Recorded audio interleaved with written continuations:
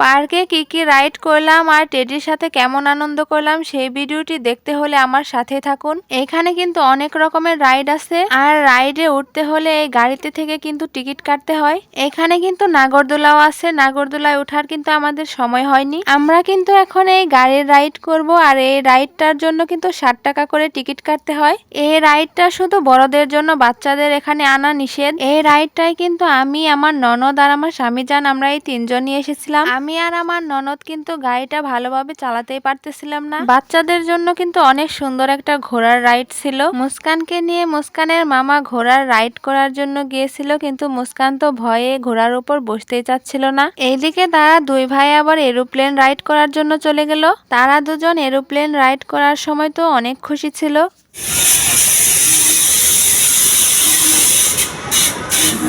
এখন আমি আর আমার স্বামী যান কিন্তু ট্রেন রাইড করার জন্য চলে এলাম। তিনি সাহেব কিন্তু আবার আমার ননদকে হাই দিতেছিল।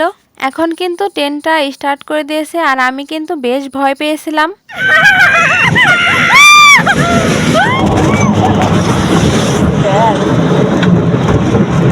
আমাদের কিন্তু ট্রেনে রাইড করা শেষ হয়ে গেছে।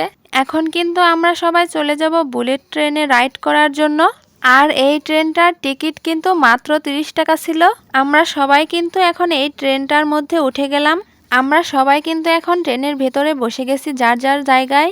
এখন ট্রেনের লোকটা কিন্তু অর্ধেক টিকিট ছেড়ে আমাদেরকে অর্ধেক টিকিট দিয়ে দিল। কিছুক্ষণ পরে কিন্তু ট্রেনটা ছেড়ে দিল।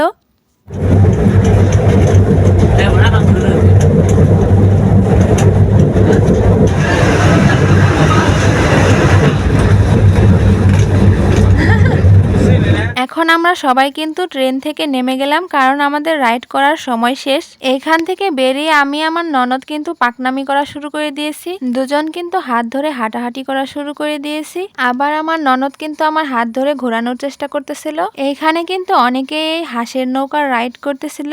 আর এইদিকে ছিল স্পিড বোর্ডের রাইড করা। এখানে কিন্তু অনেক সুন্দর খরগোশ আর্ট করে রাখা হয়েছিল আর এখানে ডোরিমন আর্ট করে রাখা হয়েছিল। পার্কে ঘুরতে ঘুরতে আমাদের কিন্তু হঠাৎ করে টেডির সাথে দেখা হয়ে গেছিল। এখানে বসে টেডি কিন্তু এই মেয়েটার সাথে ছবি তুলতেছিল। টেডিটা কিন্তু এই মেয়েটার সাথে দুষ্টুমি করা শুরু করে দিয়েছিল।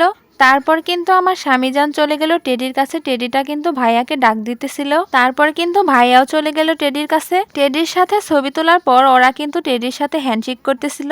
টেডি কিন্তু এইখানে অনেক নাচানাচি করতেছিল আর অনেক দুষ্টুমি করতেছিল সবার সাথে। কিছুক্ষণ দুষ্টুমি করার পর টেডি সেখান থেকে চলে গেল।